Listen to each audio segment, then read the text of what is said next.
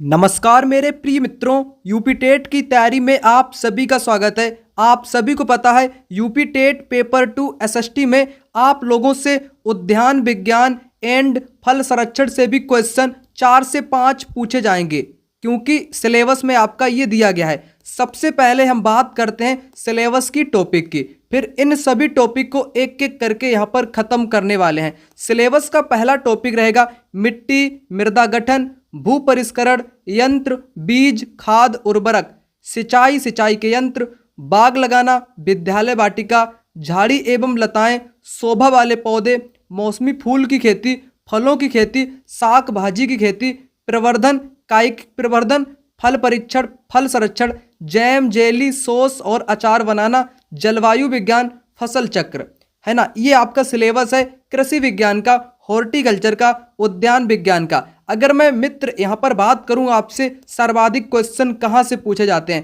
पहले वाले टॉपिक से आपसे सर्वाधिक क्वेश्चन अब तक पेपर में पूछे गए हैं, ठीक। और प्रवर्धन, कायिक प्रवर्धन से क्वेश्चन पेपर में पूछे गए हैं, और आपका फल परीक्षण से क्वेश्चन पेपर में पूछे गए। ये 3 टॉपिक पेपर के लिए बेहद इंपॉर्टेंट है। इस वीडियो के माध्यम से कंप्लीट कृषि विज्ञान आपको कराने वाला हूं। सिलेबस में जितने भी टॉपिक दिए गए हैं उन सभी टॉपिक को द एंड करेंगे इस वीडियो के माध्यम से। आइए यहां पर शुरू करते हैं। सबसे पहला टॉपिक आपका मृदा दिया गया है। यहां पर बात करते हैं मृदा की परिभाषा से। पृथ्वी की सबसे ऊपरी परत को मृदा कहते हैं। यह चट्टानों के अपक्षय व कार्बनिक पदार्थों के मिश्रण से बनती है। मृदा बनने में सैकड़ों हजारों वर्ष का टाइम लगता है। यह पौधों की वृद्धि का माध्यम मृदा है। मृदा के घटक कितने होते हैं? मृदा के कुल 4 घटक होते हैं, है ना। मुख्यतः 4 घटक होते हैं। पहला घटक होता है खनिज लवण, जो कि 45% लगभग पाया जाता है। कार्बनिक पदार्थ दूसरा घटक होता है 5%, जल 25%, वायु 25%। ये हो गए मृदा के प्रमुख 4 घटक। अब यहाँ पर बात करें कणों के आधार पर मृदा के प्रकार। कण के आधार पर भी मृदा होती है। जैसे पहला प्रकार होता है बलुई मिट्टी, जो कि कण के आधार पर है। बलुई मिट्टी में बालू का प्रतिशत कितना पाया जाता है? 80 से 100%। जल धारण क्षमता कम होती है। बलुई मिट्टी में जल धारण की क्षमता कम होती है। ये हल्की भुरभुरी होती है। इसमें अरहर, ज्वार, बाजरा, मटर, चना की खेती की जाती है बलुई मिट्टी में, बालू वाली मिट्टी में, ठीक। उसके बाद एक बलुई दोमट होती है। बलुई भी होती है, दोमट भी होती है, मिक्स होती है। तो बालू इसमें आपकी मध्यम 50 से 80 पाई जाती है। सिल्ट इसमें 0 से 50%, चिकनी 0 से 20%। जल धारण क्षमता इसकी कैसी होती है? मध्यम होती है, क्योंकि इसमें बालू का भी मिश्रण है और आपकी दोमट मिट्टी भी है, और इसका उत्पादन अच्छा माना जाता है। सबसे ज़्यादा अच्छी मिट्टी किसे मानते हैं? दोमट मिट्टी को सबसे उत्तम। बालू इसमें कम होता है, 30 से 50 होता है। सिल्ट इसमें 30 से 50 होता है। चिकनी 0 से 20% होती है। जल धारण एवं वायु संचार अच्छा होता है। क्वेश्चन बनेगा कि किस मिट्टी में कणों के आधार पर जल धारण एवं वायु संचार अच्छा होता है? जवाब आपका होना चाहिए दोमट मिट्टी, ठीक। और लगभग सभी फसलों के लिए आपकी उपयुक्त मानी जाती है। नेक्स्ट आपका क्या पॉइंट है? सिल्ट मिट्टी। सिल्ट का मतलब गाद वाली मिट्टी। सिल्ट इसमें कितनी है? 50 से 70। जल धारण क्षमता कैसी है? अधिक। गाद वाली मिट्टी में अधिक होती है जल धारण क्षमता। गीली अवस्था में ये आपकी चिपचिपी हो जाती है। गीली अवस्था में कैसी होती है? चिपचिपी मिट्टी हो जाती है। अब बात कर लेते हैं चिकनी मिट्टी, क्ले की बात कर लेते हैं। कण बहुत महीन होते हैं। जल धारण क्षमता अधिक होती है। सूखने पर दरारें पड़ जाती हैं। उपयुक्त फसल इसमें धान और आपका कपास किया जाता है, ठीक है ना। कपास के लिए आपको पता है कि काली मिट्टी आपकी जानी जाती है, और काली मिट्टी ना रहे ऑप्शन में, अगर चिकनी मिट्टी रहे तो चिकनी मिट्टी को आपको गोला भर देना है, ठीक। कोई डाउट की बात नहीं है। अच्छी मृदा के गुण क्या होते हैं? आपको कैसे पता चलेगा कि ये अच्छी मिट्टी है या बुरी मिट्टी है? तो अच्छी मृदा के गुण होते हैं कि वो मुलायम होगी, भुरभुरी होगी, जल धारण क्षमता उसकी अधिक होगी, वायु संचार अच्छा होगा उसमें, जैविक पदार्थ पर्याप्त होंगे, जल निकास उचित होगी, रंग काला या उसका भूरा होगा। ये मिट्टी के अच्छे गुण की विशेषताएं हो जाएंगी। विभिन्न मृदाएं आपकी होती हैं। जैसे लाल मिट्टी की बात करूं, लाल मिट्टी आपके ज्योग्राफी का भी पार्ट, मिट्टी आपकी ज्योग्राफी का भी पार्ट है, और हॉर्टिकल्चर का तो है ही। रंग जैसे फेरिक ऑक्साइड के कारण मृदा का रंग लाल होता है। रंग का लाल होना फेरिक ऑक्साइड के कारण। नत्रजन या नाइट्रोजन, नत्रजन जहां पर आपको इस प्रकार का लिखा मिले, इसको नाइट्रोजन आप लोग समझना, ठीक है ना। नाइट्रोजन व फास्फोरस की कमी इसमें आपकी होती है लाल मिट्टी में। हल्की व अम्लीय भी आपकी होती है।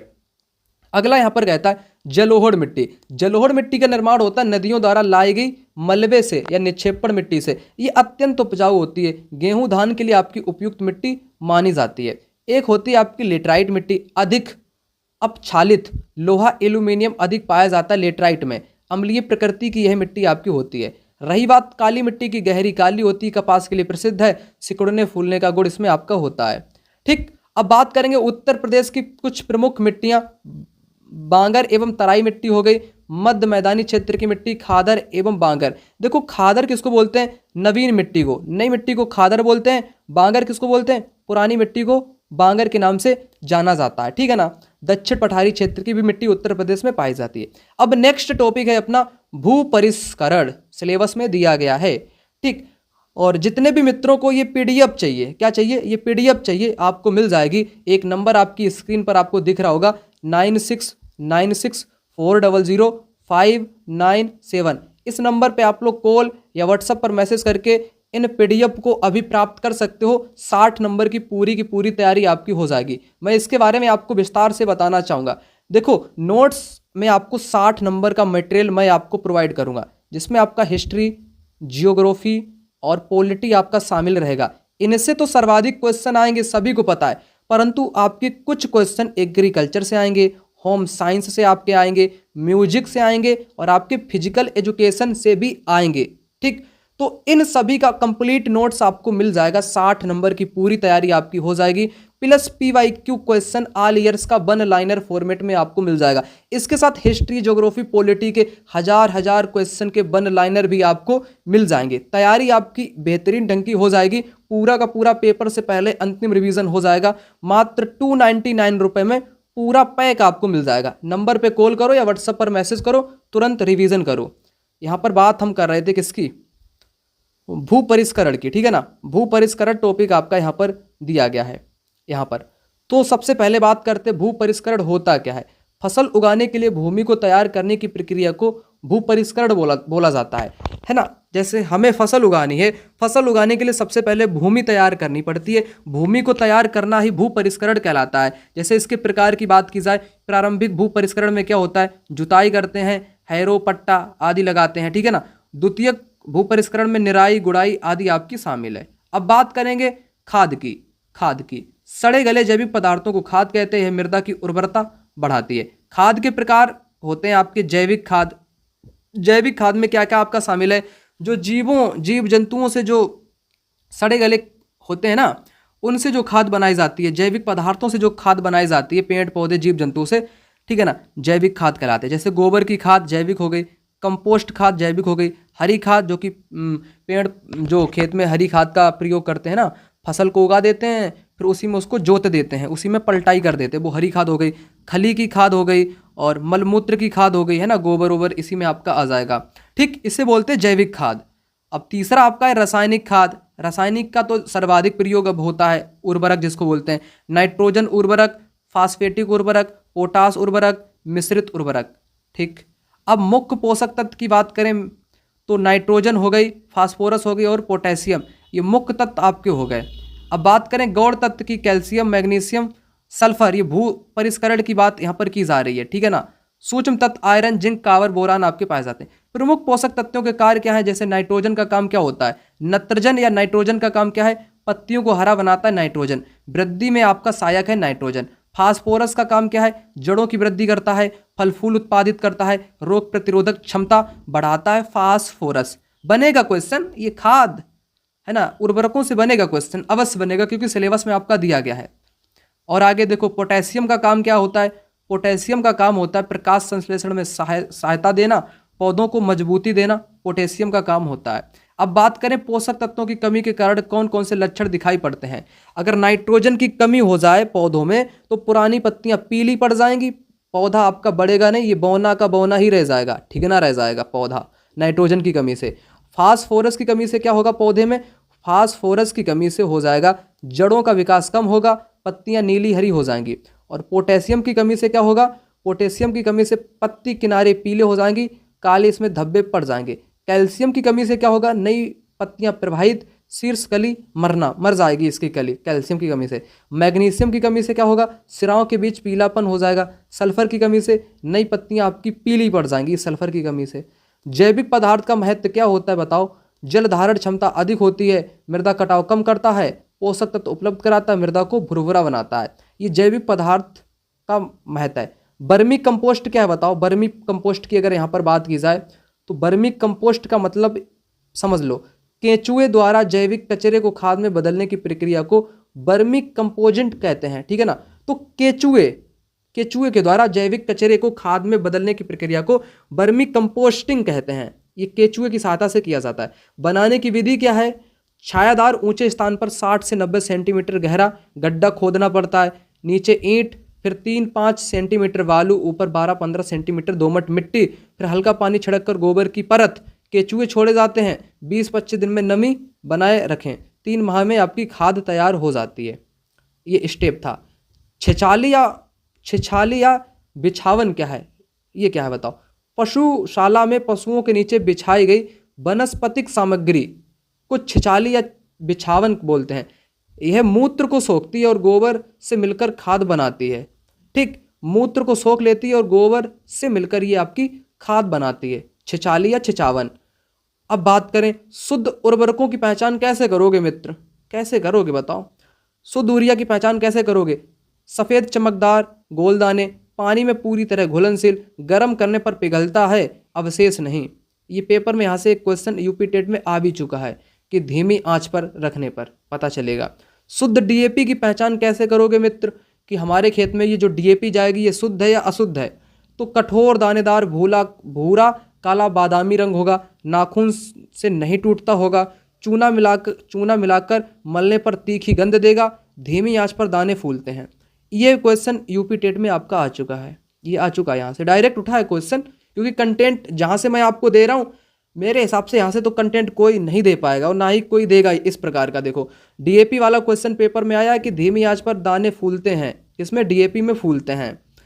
और ये सारा कंटेंट मैंने एसएससी ईआरटी की किताब से उठाया है, उन्हीं का मैंने ये शॉर्ट्स नोट्स आप सभी मित्रों के लिए बनाया है, क्योंकि क्वेश्चन वहीं से बनेगा।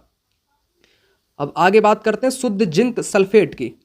मैग्नीशियम सल्फेट मिलावट सामान, डीएपी घोल में मिलाने पर दही जैसा अवक्षेप बनता है, कास्टिक पोटास मिलाने पर सफ़ेद मटमैला अवक्षेप बनता है। एमओपी म्यूरेट ऑफ पोटास किसे बोलते हैं? म्यूरेट ऑफ पोटास, सफ़ेद कण, नमक, लाल मिर्च जैसा मिश्रण नम करने पर नहीं चिपकते हैं। एमओपी नम करने पर नहीं चिपकते हैं। पानी में घोलने पर लाल भाग ऊपर तैरता है। ठीक, तो पानी में घोलने पर लाल भाग ऊपर तैरता है, क्या हो जाएगा? MOP, muriate of potash. अब यहाँ पर बात करेंगे बीज की। ठीक, ये भी सिलेबस में एक टॉपिक है आपका। बीज, सीड प्रकार, साधारण बीज, कृषक बीज, एक आपका उन्नतशील बीज। साधारण बीज क्या होता है? किसान स्वयं इसे तैयार करता है। उन्नतशील बीज क्या होते हैं? उन्नतशील बीज होते हैं वैज्ञानिक विधि से आपके तैयार किए जाते हैं, अधिक उत्पादन देता है और आधुनिक कृषि का सस्ता निवेश। उन्नतशील बीज के सर्ग क्या होते हैं? जैसे जनक बीज, आधार बीज, फिर आपके प्रमाणित बीज। जनक बीज क्या है? Breeder seed. शुद्ध मूल बीज को जनक बीज बोलते हैं, कृषि विश्वविद्यालय में उत्पादन किया जाता है। आधार बीज क्या है? जनक बीज की संतति, विशेषज्ञ निगरानी में उत्पादन। प्रमाणित बीज क्या है? सर्टिफाइड सीड्स, आधार बीज से तैयार, किसानों को बिक्री हेतु उपलब्ध होते हैं। अब बात करेंगे उन्नत बीज की पहचान कैसे करोगे। ठीक, उत्पादन क्षमता अधिक होगी उन बीजों की, अंकुरण प्रतिशत उच्च होगा, रोग मुक्त होगा, खरपतवार बीज नहीं होगा, पूर्ण विकसित एवं चमकदार होगा, स्थानीय परिस्थितियों के अनुकूल होना चाहिए। उन्नत बीज। अगला संकर बीज, हाइब्रिड। देखो हिंदी ना आए तो इंग्लिश भी पॉइंट रखो। हाइब्रिड का मतलब होता है संकर। क्या होता है? हाइब्रिड का मतलब होता है संकर, या आप भगवान शिव वाला शंकर समझ लो, नहीं हाइब्रिड। दो प्रजातियों के संकरण से बना बीज हाइब्रिड। प्रथम पीढ़ी एफ बीज सामान्यतः एक बार बोने योग्य आपका ये होता है। टर्मिनेटर सीड क्या है? टर्मिनेटर सीड आनुवांशिक रूप से ऐसा बदला गया बीज जो अगली पीढ़ी में अंकुरित नहीं होता, उसे टर्मिनेटर बीज बोलते हैं। क्या बोलते हैं? टर्मिनेटर बीज बोलते हैं। अगला क्वेश्चन यहाँ पर कहता है जेनेटिकली मॉडिफाइड पौधा। जेनेटिकली मॉडिफाइड पौधा क्या है? जीन स्थानांतरण से वांछित गुण डाले जाते हैं। ऐसे बीज ट्रांसजेनिक बीज।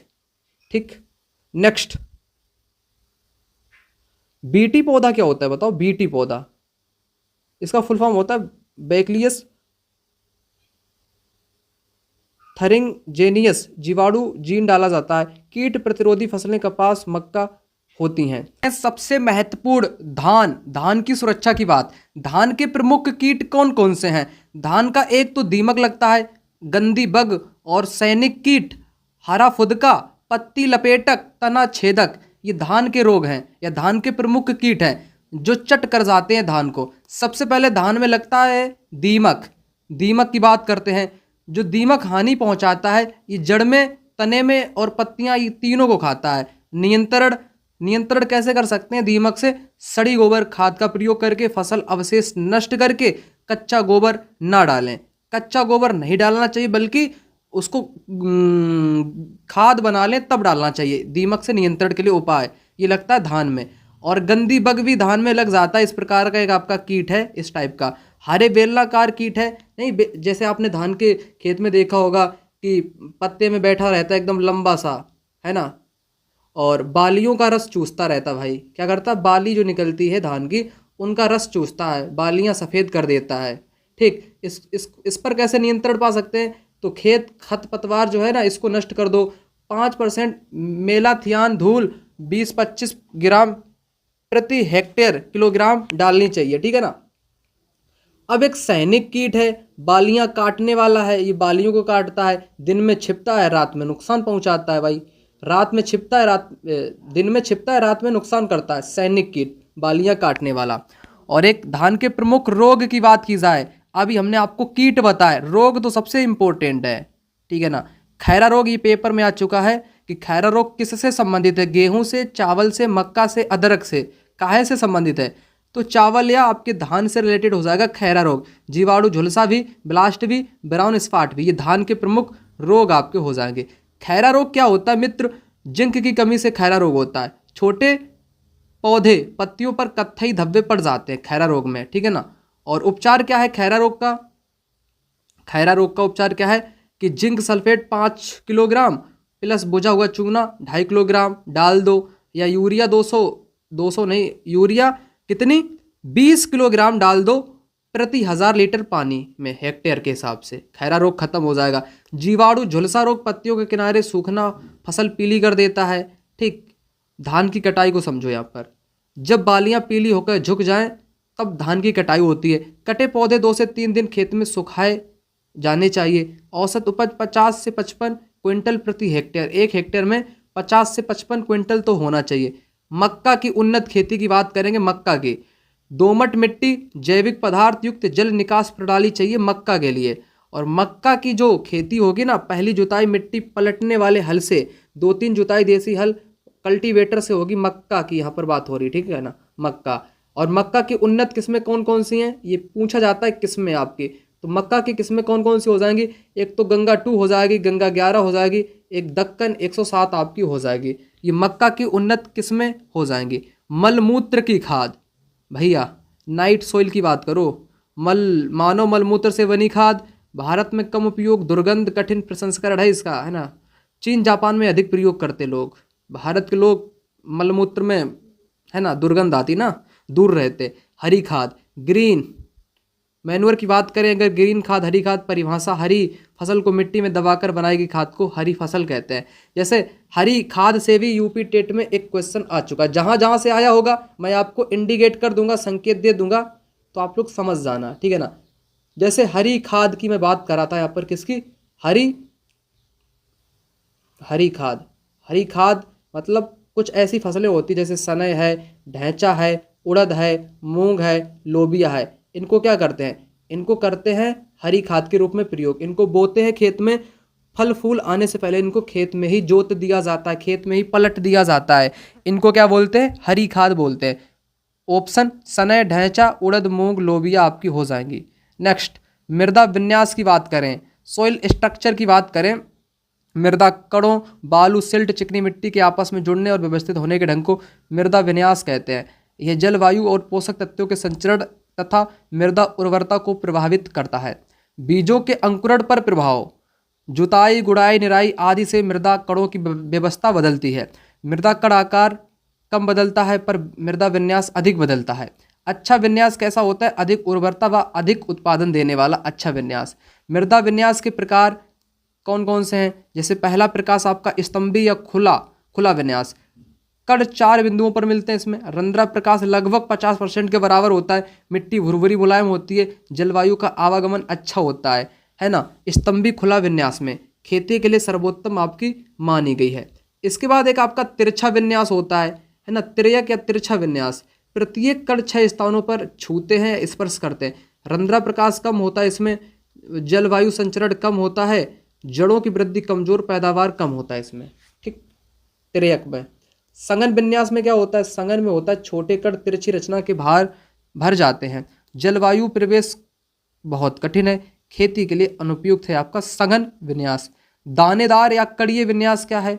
दानेदार या कड़िए विन्यास क्या है बताओ? सूक्ष्म कण मिलकर झुंड बनाते हैं। छोटे और बड़े दोनों के बीच का स्थान चिकनी दोमट मिट्टी में सामान, बहुत अच्छा विन्यास होता है दानेदार कड़िए मिट्टी। अब यहाँ पर बात करें पोरोसिटी की। रंध्राकाश क्या होता है? इसका मतलब होता है मृदा में ठोस पदार्थों के बीच का खाली स्थान, रंध्राकाश बोलते हैं। इसका महत्व क्यों है रंध्राकाश का? तो जलवायु पोषक तत्व उपलब्ध कराता है, लाभदायक जीवों की वृद्धि करता है, घुलनशील तत्वों की उपलब्धता, जड़ों का विकास। अब बात करें यहाँ पर मृदा जल की, किसकी? सॉइल वाटर की।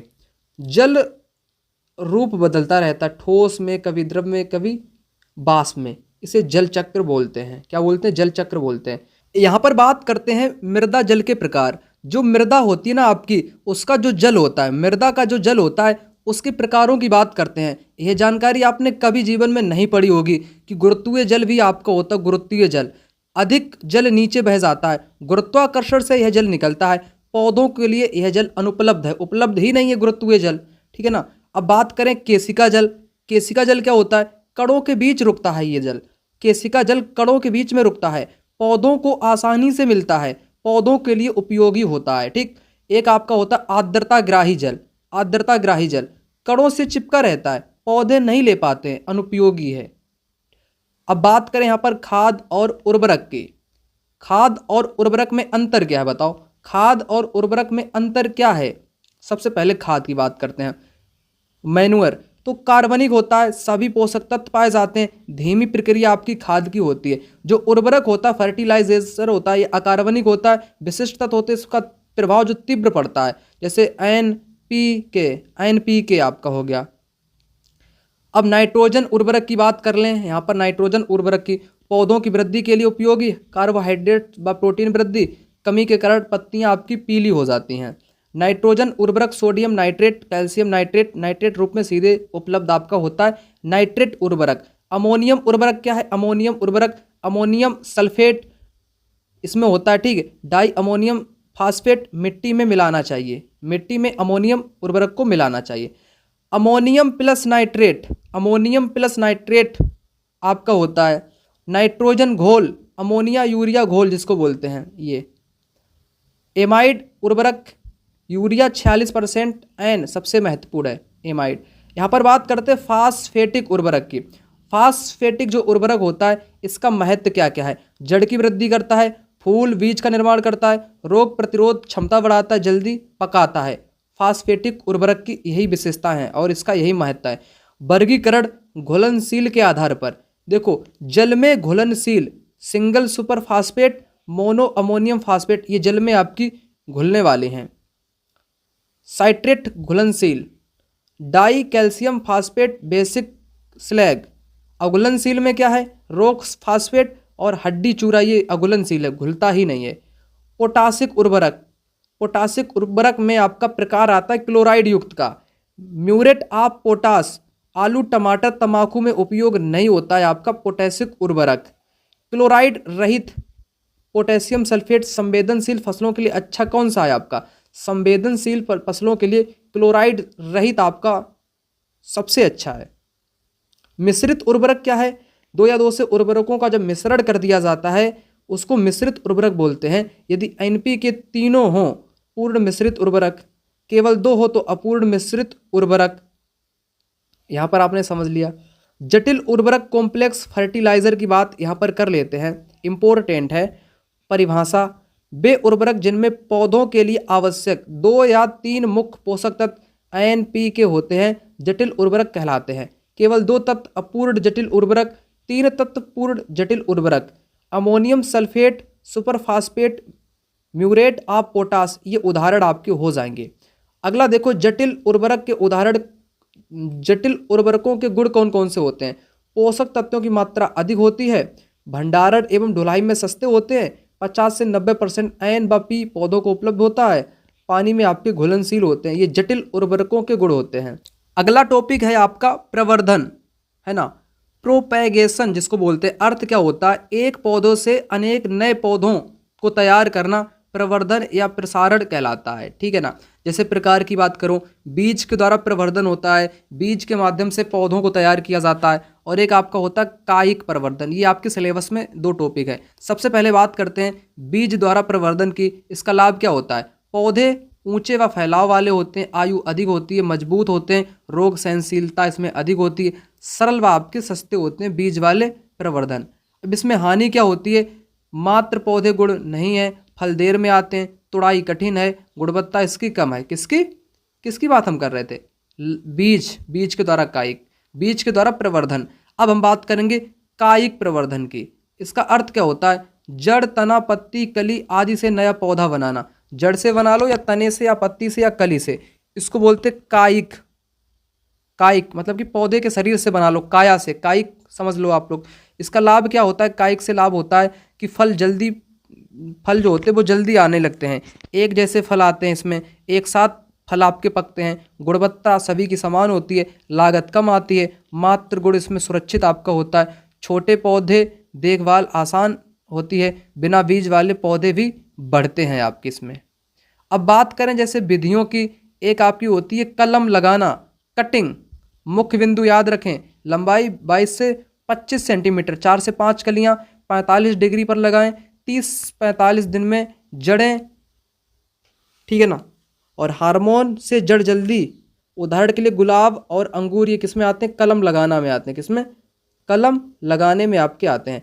दाब लगाना, टहनी को मिट्टी में दबाते हैं, जड़ आने पर अलग करते हैं। नींबू की खेती की बात की जाए, विटामिन C पाया जाता है, अचार, शरबत, कैंडी बनाने में साल भर फल आते हैं नींबू में। उपयुक्त मिट्टी 4-5 फुट गहरी, पत्थर रहित, जल निकास अच्छा, दोमट मिट्टी सर्वोत्तम आपकी होती है। उन्नत किस्मों की अगर बात की जाए, ठीक है ना, उन्नत किस्में कौन कौन सी हैं? तो उन्नत किस्में आपकी यूरेका गोल, यूरेका लंबा, पंत लेमन बन, पंत लेमन 2, 12 मासी लेमन कागाजी और नींबू इटालियन बेदाना, ये उन्नत किस्म हो गई। देखो नींबू का प्रवर्धन कैसे?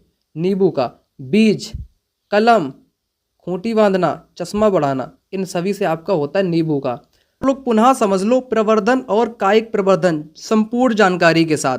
सबसे पहले हमने आपको यहाँ पर बताया कि प्रवर्धन क्या है। प्रवर्धन का मतलब पौधों की संख्या बढ़ाने की प्रक्रिया आपकी प्रवर्धन है। उसके बाद मैंने सेकेंड आपको बताया कायिक प्रवर्धन क्या है। पौधों के कायिक भाग जैसे जड़ है, तना है, पत्ती है, उनसे नया पौधा तैयार करना बिना बीज के कायिक प्रवर्धन आपका होता है। ठीक, अब इसमें इसकी महत्वपूर्ण बातें हैं, उनको सबसे पहले समझ लेते हैं। देखो कायिक प्रवर्धन के मुख्य प्रकार, पहला प्रकार आपका होता है प्राकृतिक विधि, जिसमें कंद द्वारा, जैसे आलू है आपका, आलू कंद के द्वारा आपका होता है, आलू हो गया।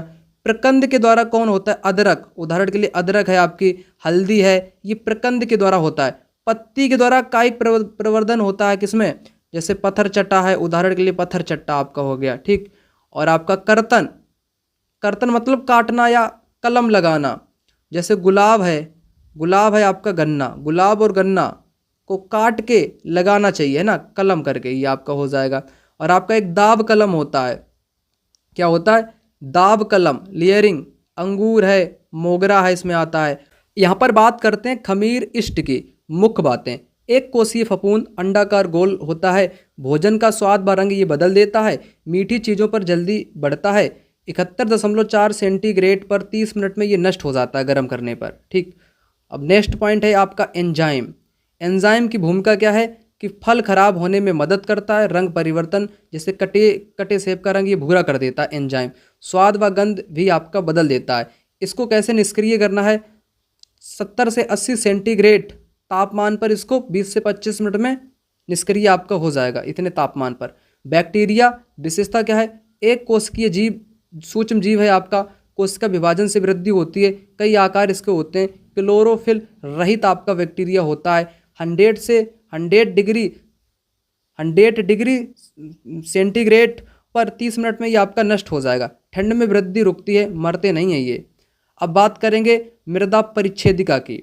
मृदा परिच्छेदिका सॉइल प्रोफाइल, मृदा की ऊपरी परत से पैतृक पदार्थ तक खड़ी काट को मृदा परिच्छेदिका बोलते हैं। इसका निर्माण कैसे होता है? मृदा का निर्माण का ज्ञान महत्व इसलिए है, अपक्षय की जानकारी होती है इससे। पुरानी मिट्टी जो होती है वो गहरी परिच्छेदिका में कन्वर्ट हो जाती है। नई मिट्टी उथली परिच्छेदिका में कन्वर्ट हो जाती है।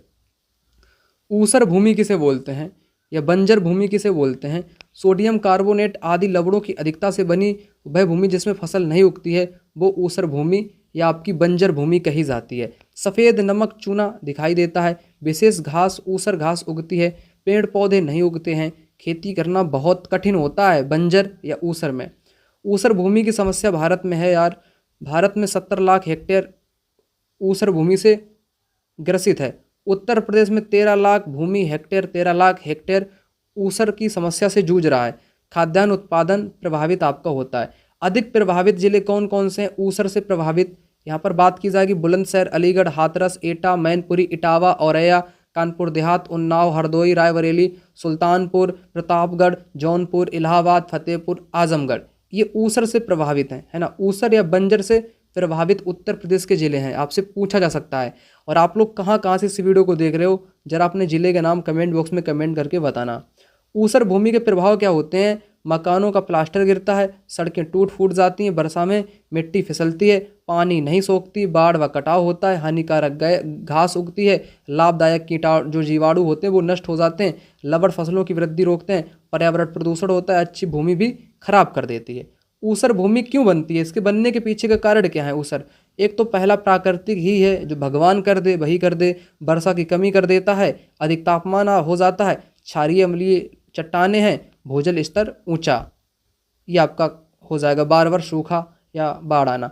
अम्लीय मिट्टी एसिडिक सोइल किसे बोलते हैं? एसिडिक। तो बनने के कारण क्या है? क्षारीय तत्वों का निच्छालन, फसलों द्वारा क्षारों का अधिक प्रयोग, अम्लीय चट्टानों से बनी मिट्टी, रासायनिक उर्वरकों का प्रयोग, अमोनियम सल्फाइड जैसा कृषि क्रियाएं लगातार होती हैं तो आपका हो जाता है। अम्लीय भूमि में सुधार कैसे होगा? चूने का प्रयोग करना चाहिए। किसका? चूने का प्रयोग, कैल्शियम कार्बोनेट भुजा हुआ चूना। जल निकास की व्यवस्था होनी चाहिए।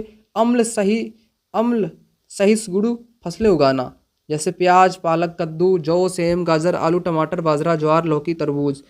क्षारक उर्वरकों का प्रयोग करना, पोटाश युक्त खाद। अब बात यहाँ पर करेंगे चक्रवात की। चक्रवात क्या है? साइक्लोन। अलग अलग क्षेत्र में अलग अलग नामों से यह चक्रवात आपका पुकारा जाता है। जैसे चीन में इसे टाइफून बोलते हैं और ये आपके PYQ क्वेश्चन है, पेपर में आपका आ भी चुका है। मैक्सिको की खाड़ी से हरिकेन होता है, अफ्रीका से टारनेडो होता है, बंगाल की खाड़ी से साइक्लोन, भारत से तूफान इसे बोलते हैं। ठीक। 130 किलोमीटर प्रति घंटा से अधिक विशेषता, समुद्र में तेज व स्थल पर धीमी गति होती है। आंधी तूफान के लाभ क्या हैं? वायु शुद्ध होती है आंधी तूफान से, वर्षा में सहायता होती है, समुद्री वस्तुएं तट पर आ जाती हैं आंधी तूफान से, खरपतवार फैलते हैं कुछ संदर्भों में। ठीक। यहाँ पर बात करते हैं टिड्डी लोकस्ट का प्रकोप, इंपॉर्टेंट है, सिलेबस में दिया गया है। सबसे पहले टिड्डी का परिचय हरा भूरा पीला रंग का होता है। करोड़ों की संख्या में दल इनका होता है, एक साथ फसलों पर आक्रमण करते हैं, फसल को चट कर जाते हैं, खेत बाग एकदम नष्ट करते हुए जाते हैं। जहाँ पर इनका प्रकोप होता है तो किसान रोता रह जाता है। आपको पता होगा पिछले कई वर्षों में, यानी कि बहुत पुरानी बात हो गई, एक साथ टिड्डियों का आक्रमण अपने एरिया में हुआ था, ठीक है ना। और इनका जीवन चक्र कैसा होता है? टिड्डी का जो टिड्डी होती ना, टिड्डी का जीवन चक्र कैसा होता है बताओ? सितंबर अक्टूबर में ये अंडे देते हैं 5 सेंटीमीटर गहरा गड्ढे में, और 80 से 100 अंडे एक टिड्डी देती है। निम्फ निकलते हैं, है ना, निम्फ निकलते हैं, कई बार केंचुल बदलकर भैंस की बन जाते हैं। ठीक। अब इनसे हानि क्या होती है टिड्डियों से? फसलें व वनस्पति नष्ट कर देती हैं, अकाल जैसी स्थिति ये ला देती हैं। बताओ इतना खतरनाक है आपका टिड्डी का प्रकोप। बचाव कैसे कर सकते हो? सामूहिक नियंत्रण के साथ, टिड्डी नियंत्रण संगठन द्वारा निगरानी करके। अब एक नील गाय का भी प्रकोप है आपका, नील गाय का भी प्रकोप। ठीक, नील गाय परिचय, घोड़े जैसा आकार, हल्का नीला रंग, झुंड में रहती है गाय, तेज आपकी दौड़ती है। ठीक है ना, तेज आपकी ये दौड़ती है। एक कहानी मुझे नील गाय से याद आती है कि जो नील गाय है ना, इसको क्या कर दिया गया, जंगली घोड़ा नाम दे दिया गया। क्या दे दिया गया? जंगली घोड़ा नाम दे दिया गया। बात है आपके कश्मीर के इलाके की। ये जो नील गाय थी, इसने बहुत उपद्रव मचा के रखा था, है ना, कश्मीर साइड में। तो भारत की सरकार ने इसका नाम बदल दिया, नील गाय से कर दिया जंगली घोड़ा। अब जंगली घोड़ा लोगों की जहन में समा गया, तो जंगली घोड़े की हत्या करने लगे। आखिर थी तो वो यार गाय ही, चाहे नील गाय हो या साधारण सी गाय हो, या जंगलों को खाए या समाप्त करे। अब इसका वध होने लगा, एनकाउंटर होने लगा। बताओ, एक गाय का जब नाम चेंज कर दिया, जंगली घोड़ा बना दिया, तब उसकी हत्या होने लगी। वैसे लोग नील गाय की हत्या नहीं कर सकते थे, जैसे ही नाम चेंज किया इसका, तो लोग हत्या करने लगे। बताओ, ऐसा भी होता है। तो भाई घोड़े जैसी आकार की होती है, आपने कभी अपने खेतों पर देखी हो शायद, ग्रामीण क्षेत्र से। ठीक, तेज दौड़ती है और इसके दुग्ध छोटे छोटे होते हैं, और मतलब कि साधारण गाय की तरह नहीं होती है। इनके बच्चे भी बहुत फुर्तीले होते हैं नील गाय के, कान वगैरह सीधे रहते हैं। ठीक, हानि क्या करती है? दालें, अरहर, चना, मटर अधिक प्रभावित करती है, खड़ी फसल नष्ट होती है, बाढ़ पार कर लेती है। अब क्या है कि समझ रहे हो आप लोग, इनकी संख्या बहुत घट चुकी है। जो हमारे जीव जंतु हैं ना, नीलगाय है, इनकी संख्या आपको अब नहीं देखने को मिलती होगी, क्योंकि लोग इनकी हत्या करने पर तुले हुए हैं। कहाँ से आप देख पाओगे? नियंत्रण, तेज आवाज़, आग से भगाना, शिकार प्रतिबंधित वन्यजीव संरक्षण में, लेकिन तभी भी लोग करते हैं शिकार। ठीक, यहाँ पर देखो, ऊसर भूमि सोडियम लवण अधिकता के कारण होता है। अम्लीय मिट्टी में सुधार कैसे हो सकता है? चूने के माध्यम से। चक्रवात की गति होती है 1 घंटे में 130 किलोमीटर। टिड्डी अंडे 80 से 100 देती है। चूना मात्रा 1 से 4 टन प्रति हेक्टेयर में पड़ना चाहिए। सुनामी की बात करते हैं। सुनामी एक जापानी भाषा का शब्द है। समुद्र के गर्भ में भूकंप, ज्वालामुखी से उत्पन्न अत्यंत ऊंची लहरें, जो कि सुनामी होती हैं। ठीक है ना। मुख्य तत्व क्या है? जापानी शब्द आपका हो गया। इसकी गति कितनी है? 800 किलोमीटर प्रति घंटा। एक घंटे में ये कितना जाती है? 800 किलोमीटर लगभग। इतना तेज इसकी गति होती है। लहर की ऊंचाई 10 मीटर। तटीय क्षेत्रों में अधिक विनाश आपकी करती है। 2004 की आपको सुनामी पता है? ये सुनामी का कारण था सुमात्रा, इंडोनेशिया में समुद्री भूकंप। प्रभावित क्षेत्र अंडमान निकोबार, तमिलनाडु, आंध्र प्रदेश, पांडिचेरी, केरल। 2004 की सुनामी से प्रभावित आपके क्षेत्र। अब बात करते दूध की प्राप्ति। दूध का महत्व क्यों है? बच्चों का संपूर्ण भोजन दूध। मुख्य पोषक तत्व प्रोटीन, कार्बोहाइड्रेट, वसा, खनिज लवण और आपका विटामिन दूध में पाया जाता है। गाय का दूध पीला क्यों होता है? बताओ। क्वेश्चन उठा दे, अगर एग्जामिनर यही बना दे तब आप क्या करोगे? कैरोटीन की उपस्थिति के कारण दूध का रंग पीला होता है। यही विटामिन ए में बदलता है। ठीक, कैरोटीन की उपस्थिति के कारण दूध का रंग कैसा होता है? पीला होता है। गाय का दूध आपने देखा होगा पीला, भैंस का होता है सफ़ेद। ठीक, पशुधन विकास के मूल तत्व, एक तो पशुओं में नस्ल सुधार करनी चाहिए। नस्ल सुधार का अर्थ क्या होता है? इसमें प्रजनन, बरड़, छटनी का परिणाम। इसका मतलब है कि प्रजनन होना चाहिए। ठीक है ना। बरड़ मतलब कि जो पशु हैं, ऐसा नहीं कि रोगी पशु हों, मतलब कि स्वस्थ पशु होने चाहिए। फिर उनका छटनी का परिणाम होना चाहिए। ये नस्ल सुधार का बात की जाती है। जैसे मैं प्रजनन, ब्रीडिंग की बात करूं, ब्रीडिंग परिभाषा, नर और मादा का संतान उत्पत्ति हेतु जो सहवास, जो सेक्स किया जाता है, वही आपका प्रजनन है। ठीक है ना। अब महत्वपूर्ण बातें आपके सिलेबस में बताई गई हैं और यहाँ से क्वेश्चन 1-2 बने हैं। महत्वपूर्ण बातें, बरड़ का मतलब क्या है? उत्तम पशु का चयन करना। भाई प्रजनन पशुओं का कराओगे, बच्चा आपको अच्छा चाहिए, तो पशु रोगी नहीं होना चाहिए, पशु स्वस्थ होना चाहिए, हेष्ट पुष्ट आपका होना चाहिए। तो बरड़ का मतलब है उत्तम पशु, एकदम टॉप सेलेक्टेड पशु सेलेक्ट करो। छटनी का मतलब रोगी या कम उत्पादन पशु को अलग कर दो, रोगी पशु हो तो उसको अलग करो। बरड़ का मतलब प्रजनन की आधारशिला। अब इनके आधार पे आपका प्रजनन एक नस्ल सुधार का नियम बनता है कि नस्ल सुधार कैसे होगी, जब अच्छे पशुओं के साथ प्रजनन होगा। अब प्रजनन के उद्देश्य क्या होते हैं?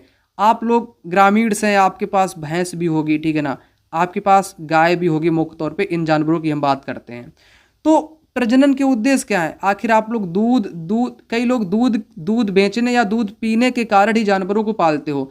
अब आप लोग आश्रित हो कि हमारी गाय या भैंस कब बच्चा देगी, कब वो प्रेग्नेंट होगी, कब वो दूध देगी। मतलब कि हमारा एक समाज का जो उद्देश्य है वो उसका उद्देश्य कि पशु शीघ्र युवा हो जाए, जवान हो जाए, रोग प्रतिरोधक क्षमता उसकी बढ़ जाए। ये है प्रजनन के उद्देश्य। नियमित गाय या भैंस है वो बच्चा दे। अगर नियमित बच्चा देगी तभी तो आप लोग दूध पी पाओगे, नहीं देगी तो कहाँ से दूध पी पाओगे। तो ये है आपका। और अधिक उत्पादन, दूध में अधिक वसा होना चाहिए और सभी वातावरण में रह सके, ऐसी होनी चाहिए। प्रजनन की विधियों की बात अगर यहाँ पर की जाए मित्र, प्रजनन की विधियाँ, एक तो आपकी प्राकृतिक प्रजनन होता है ना, नेचुरल। नर मादा का सीधा सेक्स होता है, सहवास होता है। सांड गाय के मध्यकाल में मिलन करता है, ठीक है ना, ये गाय और सांड का मध्यकाल में मिलन, ये प्राकृतिक प्रजनन होता है। प्राकृतिक मतलब जो परमात्मा ने जो बनाया है, जैसे नर मादा करता है, ठीक उसी प्रकार से जानवर आपके करते हैं। अब एक कृत्रिम भी आ गया आपके, आर्टिफिशियल, ठीक है ना। आपको पता है कि स्वस्थ सांड का वीर्य मशीन से डाला जाता है। पशु चिकित्सालयों में ये आपका उपलब्ध है, आर्टिफिशियल आपको पता होगा, ठीक है ना। डॉक्टर्स के माध्यम से ये किया जाता है पशुओं में प्रजनन। ओके, एग्जाम फेवरेट है, ये आ सकता है पेपर में, कृत्रिम वाला। प्राकृतिक तो सभी जानते हैं, कृत्रिम।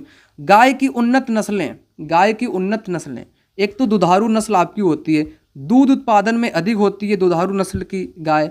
कृषि कार्य हेतु उपयुक्त नहीं की जाती हैं ऐसी गाय जो दूध में अच्छी हों, क्योंकि उनके जो दुग्ध हो, इनका पीछे का कारण है, ठीक है ना। जो गाय दूध देगी, यहाँ पर समझ लिया करो आप चीज़ों को, जो गाय दूध देगी है ना, वो दूध देने में अच्छी है ना कि उससे आप खेती कराओगे, ठीक है ना। प्रमुख नस्लें दूध वाली गाय की कौन कौन सी हो जाएंगी? साहिवाल हो जाएगी, सिंधी हो जाएगी, जर्सी हो जाएगी, फ्रिजियन हो जाएंगी। ये गायें आपकी दूध देने में बहुत अच्छी मानी गई है, बहुत अच्छी नस्ल। द्विकाजी नस्ल क्या होता है? द्विकाजी, दूध में भी काम कर जाएं, कृषि में भी काम कर जाएं, ये है द्विकाजी नस्ल। द्विकाजी मतलब दो काम के लिए उपयोगी, दूध में भी और खेती करने में भी। जैसे हरियाणा की गाय आपकी हो गई, थार पारकर हो गई, गंगा तीरी हो गई। अब ये थार पारकर यूपी टेट के एग्जाम में आया है, तो ये कैसी गाय हो जाएगी? आपकी द्विकाजी गाय हो जाएगी। द्विकाजी का मतलब भैया कि ये गाय जो आपकी है ये खेत पे भी काम कर लेगी, दूध भी दे लेगी। गंगा तीरी, जो गंगा के इलाके वाली गैयाँ हैं उनको गंगा तीरी गाय बोलते हैं, ठीक है ना। और भारवाही नस्ल क्या है? भारवाही, बोझ हल के लिए उपयुक्त होती है। देखो शब्दों का अर्थ निकालो। भारवाही, भार को बहन करने वाली गाय। भार मतलब कि बोझ या हल वाला। दूध ये कम देगी यार, सिंपल सी बात है, या तो इनसे काम ही करा लो या तो दूध निकाल लो, ठीक। जैसे खेरीगढ़ी, नागौरी, पंबार, अमृतमहल, ये कैसी गाय हैं आपकी? भारहारी, भारवाही, भारवाही, ठीक। अब एक भैंस पालन की बात कर लेते हैं। यहाँ पर भारत के दूध का 55% भैंस से आता है। भैंस के दूध में सर्वाधिक वसा होती है, किसान भैंस पालना अधिक पसंद करते हैं, ठीक। प्रमुख नस्लें भैंस की बात की जाए, मुर्रा, भदावरी, सुरती, मेहसाना वाली तो आपकी गुजरात में होनी चाहिए कायदे में, जाफराबादी आपकी होती है। बकरी पालन, ठीक। महत्व, दूध प्लस मांस दोनों, बकरी का दूध भी उत्पादन किया जाता है और मांस के लिए तो प्रयुक्त होती ही है। कुल दूध उत्पादन में बकरी का परसेंटेज 3% है। कितना? 3% बकरियों का दूध। कम लागत में पालन होता है। और महात्मा गांधी क्या कहते हैं? गरीब की गाय बोलते हैं, गरीब की गाय बकरी को बोलते हैं गांधी जी। कौन बोलते? गांधी जी बोलते हैं। गांधी क्या बोलते हैं कि भैया गरीब लोगों की गाय जो है ना वो क्या है? बकरी है। तो महात्मा गांधी बकरी का दूध पिया करते थे, ठीक है। तो प्रमुख नस्लें बकरी की बात करें उत्तर प्रदेश में, जमुनापारी बकरी, बरबरी बकरी, ब्लैक बंगाल। आप कौन सी बकरी पालते हो बताओ कमेंट बॉक्स में। जमुनापारी का जमुना पार के लोग पालते हैं, बरबरी, ब्लैक बंगाल, बहुत सी नस्ल आपकी होती हैं प्रत्येक जानवर में। अब सूअर की बात कर लेते हैं। सूअर है आपके सिलेबस में, काहे इसको छोड़ दें। उद्देश्य क्या है? मांस उत्पादन करने के लिए सूअर पाला जाता है। वर्तमान स्थिति क्या है सूअरों की? पहले अवैज्ञानिक ढंग से, अब व्यावसायिक रूप से लोकप्रिय हो गया आपका सूअर पालन। विदेशी नस्लें लार्ज व्हाइट यॉर्कशायर लैंड्रेस, ये काहे की नस्लें हैं भाई? ये सूअर की हैं। शायद आपसे पूछ ली निम्नलिखित में से किस नस्ल का नाम है, तो सूअर की नस्ल का नाम हो जाएगा लैंड्रेस लार्ज व्हाइट यॉर्कशायर। देखो ठीक है ना, जितने भी मित्रों को ये पीडीएफ चाहिए जो हम आपको बता रहे हैं, ये तो आपको मिल ही जाएगी मित्र। और इसके साथ history, geography, polity, one liner के हजारों क्वेश्चन, पूरा थ्योरी नोट्स, पीवाईक्यू नोट्स, सब कुछ मिल जाएगा। सिर्फ इस नंबर पे कॉल या व्हाट्सएप पर मैसेज कर लेना। मात्र 299 में कंप्लीट आपको दे देंगे। अंतिम रिवीजन कर लेना। Super quick revision one liner देख लो। सुनामी की गति कितनी? 800 किलोमीटर प्रति घंटा। गाय का दूध पीला क्यों? कैरोटीन के कारण। प्रजनन की श्रेष्ठ विधि क्या है? कृत्रिम। अब तो कृत्रिम है क्योंकि वैज्ञानिक लोग एकदम वही सीमन कलेक्ट करते हैं जो मतलब कि बहुत अच्छा हो, क्वालिटी अच्छी हो। तो ये सर्वश्रेष्ठ विधि आपकी आ गई कृत्रिम। भारत का 55% दूध भैंस से, गरीब की गाय बकरी गांधी बोलते। दुधारू नस्ल उदाहरण साहिवाल हो जाएगा। द्विकाजी आपकी हरियाणवी हो जाएगी। भारवाही आपकी नागौरी हो जाएगी। ठीक, अब गन्ने की बात करते, गन्ने की उन्नत खेती की बात करते। भारत में प्राचीन काल से गन्ने की खेती होती आ रही है। चीनी उद्योग में कपड़ा उद्योग के बाद दूसरा स्थान आपका है। उत्तर प्रदेश के बड़े क्षेत्र में विशेषकर गोरखपुर मेरठ मंडल में गन्ना किया जाता है, आपके तराई वाले क्षेत्र में। अगला यहाँ पर गया था जलवायु के बारे में। ये जलवायु आपका सिलेबस था, ठीक है ना। गर्म एवं नम जलवायु उत्तम होती है। औसत वर्षा 75 से 90 सेंटीमीटर होती है। अधिक वर्षा चीनी प्रतिशत कम। रुको यार, ये हमने गड़बड़ कर दिया। हम बात कर रहे थे गन्ने की। गन्ने की जलवायु की बात हो रही है यहाँ पर। गन्ने को जलवायु कैसी चाहिए? गर्म एवं नम इसको गन्ने को चाहिए। औसत वर्षा गन्ने को कितनी चाहिए? तो गन्ने को चाहिए 75 से 90। अधिक वर्षा चाहिए, चीनी प्रतिशत कम। अधिक सूखा, रेशा बढ़ता है गन्ने का। अब मिट्टी की बात करें, मिट्टी आपको बता ही चुके हैं ऊपर। दोमट, मटियार, दोमट सर्वोत्तम। हल्की मिट्टी में फसल गिरने का खतरा होता है। खेत की तैयारी पहले गहरी जुताई, फिर मिट्टी पलट हल, देसी हल से 2-3 जुताई। खाद, उर्वरक, बीज, बुवाई समय सब आपको बता चुके हैं। गन्ने की ही यहाँ पर बात की जा रही है, कब कब क्या किया जाता है। ठीक, उसको छोड़ो, सूरजमुखी की बात कर लेते हैं। सूरजमुखी प्रमुख तिलहनी फसल है। 40 से 45% तेल निकलता है इसमें। विटामिन ए, डी, ई प्रचुर मात्रा में होता है। इस तेल से साबुन बनता है, वनस्पति घी बनता है। सौंदर्य प्रसाधन में इसका सूरजमुखी का प्रयोग किया जाता है। सूर्यमुखी या सूरजमुखी लिख दूं यहाँ पर, तो सभी ऋतुओं में उग सकती है। अंकुरण हेतु गर्म मौसम चाहिए, पकने तक तेज आवश्यक धूप। और मिट्टी कैसी चाहिए? दोमट। ठीक, रवि या जायद के पलेवा में आवश्यक है। आगे आ जाओ। सूरजमुखी की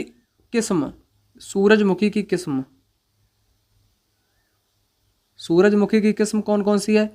तो मॉडर्न है और एक आपकी सूर है। हाइब्रिड में KVSH1 MS FH 17 SS 3322, ये आपकी सूरजमुखी की किस्म है। बुवाई समय आपका खरीफ होता है, रवि भी होता है, जायद भी होता है, कभी भी बोलो, ठीक है। अब बात करते हैं जैम बनाना सिलेबस में है आपके। जैम बनाना परिभाषा बात करें। फल, पहले देखो फल का गूदा निकालते हैं। फल का क्या निकालेंगे? गूदा निकालेंगे। फिर पर्याप्त चीनी को निश्चित ताप पर पकाकर बनाते हैं, उसको जैम बोलते हैं। ठीक, उपयोगी फल इसमें क्या क्या है? सेब है, आम है, पपीता है, अनानास है, नाशपाती है। मुख्य चरण की बात करी जाए जैम की, यहाँ पर जैम की बात कर रहे हैं हम। ठीक, फलों का चयन करना पड़ता है, गूदा निकालना पड़ता है, फिर उबालना पड़ता है, फिर भरना और ठंडा करना, सील करना, जैम आपका निर्मित हो गया।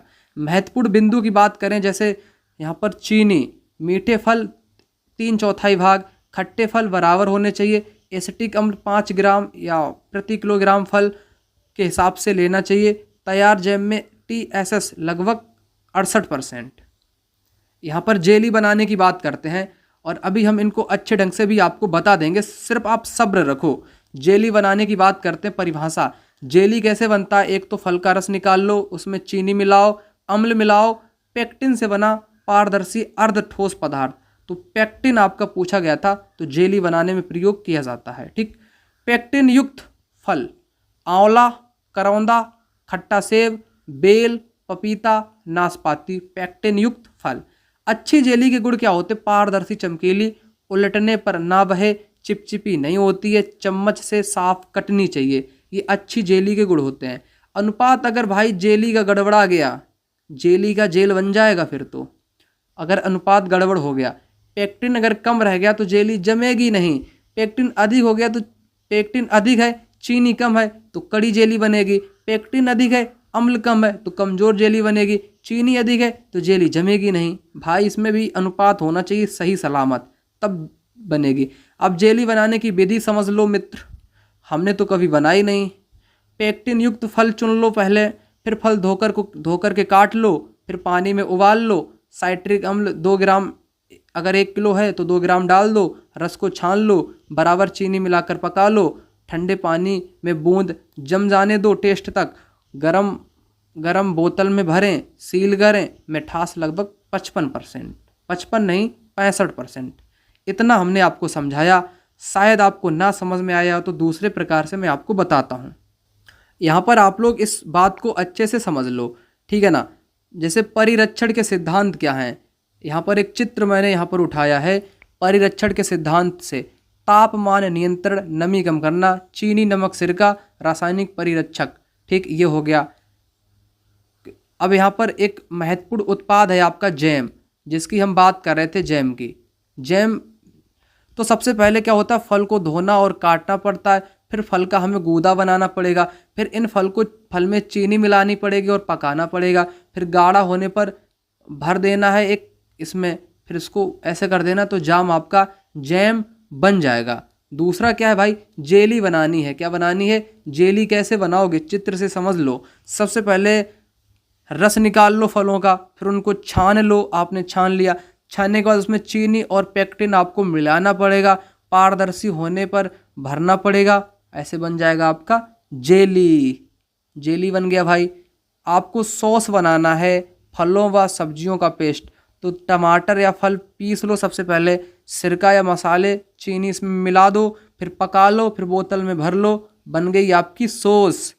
अब अचार की बात करें, अचार, पिकल, नमक, तेल और मसाले। सबसे पहले जैसे आम का अचार है ना, और आपको मिर्च का अचार बनाना है, ठीक है ना, मिर्ची का। तो कैसे बनेगा, फल या सब्जियां सबसे पहले काटो या उनको सुखाओ, फिर उसमें मसाला मिलाना है, फिर तेल में डुबोना है, धूप में रखना है, फिर डिब्बे में पैक करना है। बन गया अचार। कौन कौन अचार बनाता है, कौन कौन सा आपका अचार फेमस है, ज़रा कमेंट बॉक्स में कमेंट करियो। यहाँ पर संरक्षण की विधियों की बात करें तो डिब्बा बंदी होना चाहिए, सुखाना चाहिए, बोतल बंदी होनी चाहिए और रासायनिक उपचार आपका होना चाहिए।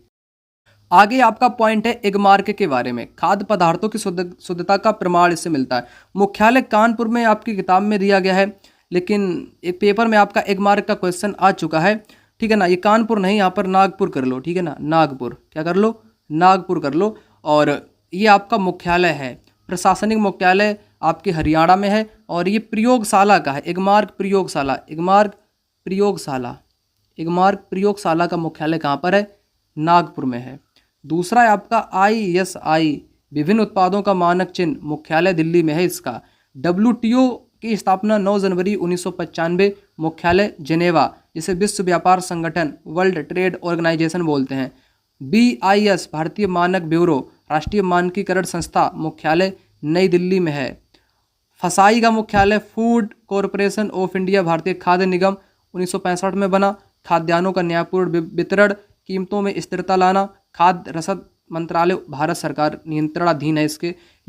UNESCO, United Nation Educational, Scientific and Cultural Organization, 4 नवंबर 1946 को स्थापना हुई थी। 14 दिसंबर 1946 विशेष अभिकरण, मुख्यालय आपका पेरिस, फ्रांस में। कार्य क्या करता है, शिक्षा, विज्ञान, सांस्कृतिक, अंतर्राष्ट्रीय विकास, सांस्कृतिक गतिविधियों का संचालन करता है। और एक यूपी टेट में यहाँ से PYQ आपका आ चुका है इन लाइनों को दे करके, ठीक। WHO क्या है, विश्व स्वास्थ्य संगठन आपका है। 7 अप्रैल 1948 को इसकी स्थापना होती है, मुख्यालय स्विट्जरलैंड जेनेवा में आपका है। CAT, centre of advance technology, 1984, Indore, Madhya Pradesh. कार्यक्षेत्र लेजर एक्सीलेटर, क्रायोजेनिक्स और आपका अतिचालक, अल्ट्रा हाई वैक्यूम आदि अनुसंधान में उपयोगी। LIC क्या है भाई, life insurance corporation of India, Bharatiya Jeevan बीमा निगम, स्थापना 1956, मुख्यालय मुंबई में है आपका।